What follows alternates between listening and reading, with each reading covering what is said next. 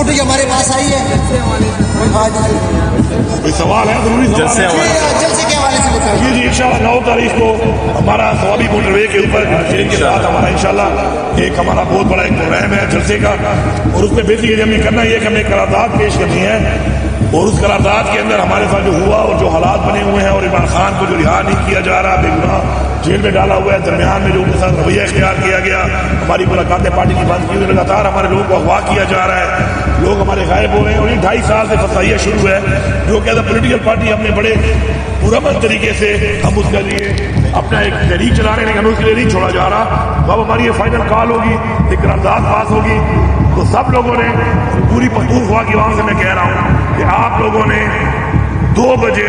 ثوابی interchange motor وے کے اوپر پہنچنا ہے. ہم مشترکہ طور پہ بحیثیت صوبہ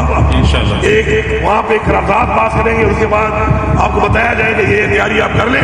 تو پھر جب آپ کو عمران خان کال دے گا آخری کال، یہ فائنل کال ہوگی. اس کے بعد جب تک ہمیں یہ حق نہیں ملتا، یہ جو ہمارے خلاف ظلم ہوا، ہمارا مینڈیٹ چینج نہیں ہوا، عمران خان کو بے گناہ رکھا ہوا ہے، اور جب تک یہ نہیں ہوگا تب تک ہم میں سے کوئی واپس نہیں آئے گا. سے بھی لوگ آئیں گے صحافی کے سلسلے میں، باقی صوبے پاکستان میں بھی آئیں گے، چونکہ یہ ہمارے صوبے میں ہو رہا ہے. ذمہ داری ہماری ہے کہ ہم لوگوں نے جب دستور آ کے انشاءاللہ اگلے احمد نے بات کرنی ہے، قرارداد بات کرنی ہے، اور پھر جب بھی ہمیں کال کی ڈیٹ آئے گی تو پھر ہم نے اس وجہ نکلنا ہے. میں پیغام دے رہا ہوں سب کو، اس وجہ ہم نکلیں گے، ہم اپنے گھروں میں بس وہی بندہ آئے بھائی جو بتا کے آئے، کہ پھر جب گھر والوں کو یہ نہیں کہ پھر واپس کب آؤ گے، واپسی واپسی بھائی آزادی سے رہا، آزادی نے بغیر واپسی نہیں.